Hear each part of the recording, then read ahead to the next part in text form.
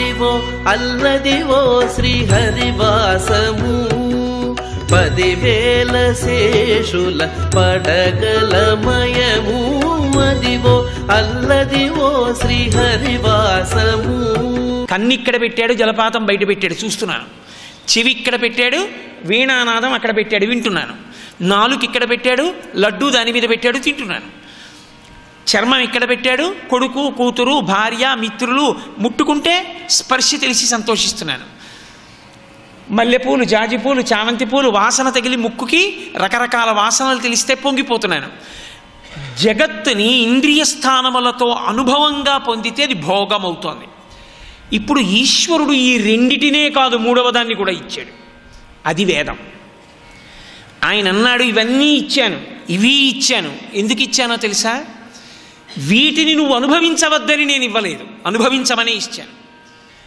అనుభవించేటప్పుడు నేను ఎలా చెప్పానో అలా అనుభవించు అంతే. మీ అబ్బాయే, మీరు కొన్న పుస్తకాలే, మీరు ఇచ్చిన బ్యాగే, మీరు ఇచ్చిన చిల్లర డబ్బులే, స్కూల్కి వెళ్లకుండా సినిమాకి వెడుతున్నాడు, మీరు కొడతారా కొట్టరా మీ పిల్లాడిని? ఈశ్వరుడిచ్చిన శరీరమే, ఈశ్వరుడిచ్చిన ఇంద్రియాలే, ఈశ్వరుడిచ్చిన భోగాలే. ఆయన ఎలా వద్దని చెప్పాడో అలా వాడుకుంటే ఆయన కొడితే తప్పేమిటి? అక్కడ వచ్చింది వేదం. వేదమునందు ధర్మం వచ్చింది. అందుకే ధర్మము నేను చెప్తే కాదు, ధర్మము మీరు చెప్తే కాదు. ధర్మము ఎవరు చెప్పాలంటే వేదం చెప్పాలి. వేద ప్రోక్తమే ధర్మము, ఎవరు చెప్పినా ధర్మం కాదు. అంతే, అదంతే యథార్థం. కాబట్టి వేద ప్రోక్తమైనటువంటి ధర్మమును అనుసరించి ఎవడు భోగములను అనుభవించాడో వాడు ఈశ్వరుణ్ణి ప్రాసాద బుద్ధితో ఈ లోకాన్ని అనుభవిస్తున్నాడు. అందుకే నివేదన చేసి తింటూ ఉంటారు. నివేదనము అన్న మాటకు అర్థం ఏంటో తెలుసా అండి? అన్నీ తినేవి అని కాదు దాని ఉద్దేశం. జీవితమే ఒక పెద్ద నివేదన. అసలు ఈశ్వరుడికి నివేదన చేయకుండా నువ్వు తినవు.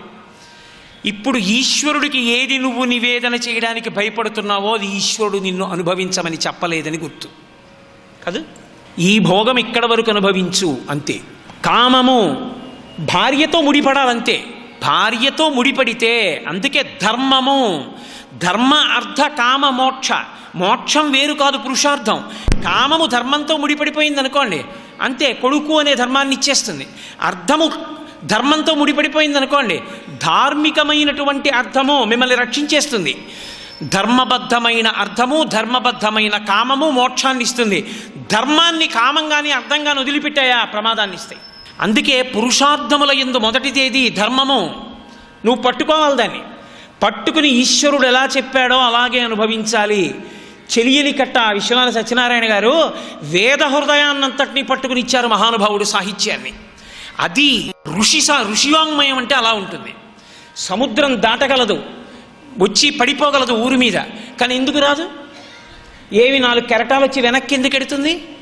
చెలియలి కట్ట తనకి తాను శాసనం చేసుకుంది, నేను దాటను, ఈశ్వరాజ్ఞ, నేను ఇక్కడ వరకే ఉంటాను, అలా వచ్చి అలా వెనక్కి వెళ్ళిపోతుంది అంతే తప్ప ఊళ్ళోకి రాదు. నీకు శక్తి ఉన్నది, నువ్వు తలుచుకుంటే ఎంతమంది కాంతలతోనైనా ఉండగలవు, కానీ ఉండను, నా జీవితంలో ఒక్క పత్నితోటే నా కామము అంతే తప్ప వేరొక స్త్రీ యందు నాకు కామము లేదు. ధర్మంతో నీ కామం ముడిపడిపోయింది, ఏకపత్ని వ్రతుడు అయిపోయావు, చెలియలి కట్ట దాటవంతే.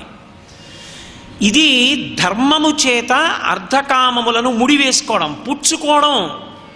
డబ్బు పుచ్చుకునేటప్పుడు ధార్మికము కాకపోతే తీసుకోడు, 1 కోటి రూపాయలైనా. ధర్మము కొరకు కాకపోతే, ధార్మికము కాకపోతే 5 పైసలు కూడా ఖర్చు పెట్టాడు. 1 కోటి రూపాయలు ఖర్చు పెడతాడు, అది ధార్మికమైతే. అధార్మికము ఖర్చు పెట్టడం, అధార్మికము సంపాదించడం అంతే. అర్థము ధర్మంతో, కామము ధర్మంతో ముడిపడిందనుకోండి, అది ఈశ్వరుడు ఎంతో సంతోషిస్తాడు. అందుకే ఆయన ఇచ్చింది. పిల్లల విషయంలో తల్లిదండ్రులు ఎలా ఉంటారో లోకం విషయంలో పరమేశ్వరుడు అలాగే ఉంటాడు అని మీరు గమనించవలసి ఉంటుంది. వేదం ఏం చెప్పిందో అలా జీవించిన వాడిని చూసి పరమేశ్వరుడు పొంగిపోతాడు. అలా జీవించడానికి ఇష్టపడకుండా ఇంకొకలా జీవించడానికి ఇష్టపడిన వాడు ఎవరుంటాడో ఈ శరీరం విడిచిపెట్టాలిగా. విడిచిపెట్టేసిన తరువాత అప్పుడు పాపపుణ్యములు లెక్కలోకి తీసి హీనోపాధులలోకి వెళ్ళిపోతే కోట్ల జన్మలు పడుతుంది మళ్ళీ మనుష్య ఉపాధిలోకి రావడానికి. అందుకే పునర్జన్మ సిద్ధాంతాన్ని, సనాతన ధర్మానికి ప్రాణమని అంగీకరిస్తున్నాను అని చెప్పడానికే బొట్టు పెట్టుకుంటాడు. బొట్టు పెట్టుకున్నాడు అంటే గుర్తేమిటంటే నేను సనాతన ధర్మమును అంగీకరించాను, పునర్జన్మ సిద్ధాంతాన్ని అంగీకరించాను అని గుర్తు. ఎక్కడ ధర్మం వదిలిపెట్టేశారో అక్కడ భోగము వైపుకి తిరుగుతుంది దృష్టి. దృష్టి భోగం వైపుకి ఎంత తిరిగిపోతోందో అక్కడక్కడ ధర్మము నశించిపోతుంది.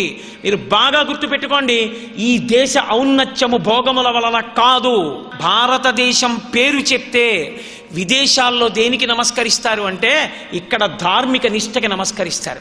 శరీరాన్ని కూడా లెక్క పెట్టకుండా తపస్సు చేసి తొడల కింద తేళ్లు జెర్రిలు కొరికేస్తే రక్తం అట్టలు కట్టిన ఆత్మయందు నిలబడిన భగవాన్ రమణుల పేరు చెప్పినందుకు భారతదేశానికి నమస్కరిస్తారు. ఒక రామకృష్ణ పరమహంస కంఠంలో రాచపుండు పుడితే కాళికాదేవిని అన్నపు మెతుకు నేను కాదు అందరూ తిన్నది నేను తిన్నది అని ఏ మహానుభావుడు అన్నాడో ఆ రామకృష్ణ పరమహంస వల్ల ఈ దేశానికి నమస్కరిస్తున్నారు. ఒక చంద్రశేఖరేంద్ర సరస్వతి మహాస్వామి 96 సంవత్సరముల వయోవృద్ధుడై కూడా సన్యాస ధర్మాన్ని అతిక్రమించకూడదని కనీసం రిక్షా కూడా ఎక్కకుండా నడిచి వెళ్ళిపోతున్న రిక్షాన్ని ఎడం చేత్తో పట్టుకుని కుడి చేత్తో సత్యదండాన్ని పట్టుకుని పాదుకలు వేసుకుని మద్రాసు పట్టణం పొలిమేరంలో నడిచి వెడుతుంటే వస్తున్న బస్సుల్లో జనం బస్సుల్లోనే చెప్పులిప్పి కిందకి దిగి రోడ్లకి 2 పక్కల నేల మీద పడి నమస్కరించారు. పరమాచార్య వల్ల ఈ దేశానికి గౌరవం వచ్చింది. ఇంకొకరి వలన కాదు, ఆత్మ కోసం తాపత్రయపడిన మహాపురుషుల వలన ఈ దేశానికి పేరు వచ్చింది.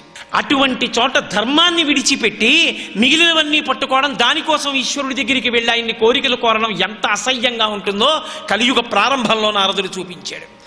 కమలాక్షు నర్చించ కానక కామించి కమలాక్షులతోడ పొద్దు గడుపువారు రాజీవలోచను సేవింపనొల్లక రాజదైవంబని భ్రమయువారు. ఒక్కడికి పరమేశ్వరుడు అక్కర్లేదు. ఎంతమంది ఎక్కుతున్నారు, ఎంతమంది దిగుతున్నారు సింహాసనాల మీదకి. ఎంతమంది ఎక్కినా ఎంతమంది దిగినా ఎక్కించినవాడు దింపినవాడు వేరొకడు ఉన్నాడు. కాబట్టి భగవంతుని ప్రార్థించాలి. మనం భగవంతుణ్ణి సేవించి ఏ స్థానము మనకి పరమేశ్వరుడు ఇచ్చాడో ఆ స్థానానికి పవిత్రత కల్పించాలన్న తాపత్రయం పోయి అరే నన్ను ఇవాళ రాజు అన్న గౌరవాన్ని ఇచ్చినవాడు వాడురా అని వాడి దర్శనానికి వెళ్ళేవాడు లేడు. వాడికి ఆ పదవి ఎవరో ఇచ్చారన్న తాపత్రయంతో వాళ్ళ కాళ్ళ మీద పడడానికి పరిగెత్తే వాళ్ళే ఎక్కువైపోయారు ఈశ్వరా. కాబట్టి రాజీవలోచను సేవింపనొల్లక రాజదైవం బని భ్రమయువారు శ్రీనాథు నేనాడు సేవింపనొల్లక శ్రీమంతులగుట కాంక్షించువారు. వాడికి ఒక్కనాడు శ్రీనాథుణ్ణి సేవిద్దామన్న ఉద్దేశ్యం లేదు. మీరు చూడండి, ఎవరి నోట చూడండి లక్ష్మీ పూజ చేస్తున్నామండి అంటారు. ఏం చేస్తున్నారండి అనుకోండి, సామూహిక లక్ష్మీ పూజలండి అంటారు. లక్ష్మీ పూజకి నాకు కుదరదులేండి అని ఎవరు అనరు. లక్ష్మీనారాయణార్చన చేస్తున్నామండి అని నాకు ఎవడూ కనపడ్డారు. ఆయన ప్రారంధం ఏమిటో తెలియదు. ఆయన ఎందుకు, ఆవిడ చాలు మనకి. కానీ యథార్థానికి నాకు రాముడు అక్కర్లేదు సీతమ్మే కావాలన్న రావణాసురుడికి ఉన్న 10 తలకాయలు కూడా తెగిపోయాయి. నాకు సీతమ్మ వద్దు రాముడే కావాలన్న శూర్పణఖకి ముక్కు చెవులు తెగిపోయాయి. సీతారాములు కలిసి నాకు కావాలన్న హనుమ భవిష్యత్ బ్రహ్మ అయ్యారు. ఇది తెలుసుకుంటే ఒక్క లక్ష్మీ పూజ కోసం వెంపర్లాడకు, లక్ష్మీనారాయణార్చన చేయడానికి ప్రయత్నించు. సర్వం శ్రీ ఉమామహేశ్వర పరబ్రహ్మార్పణమస్తు. స్వస్తి.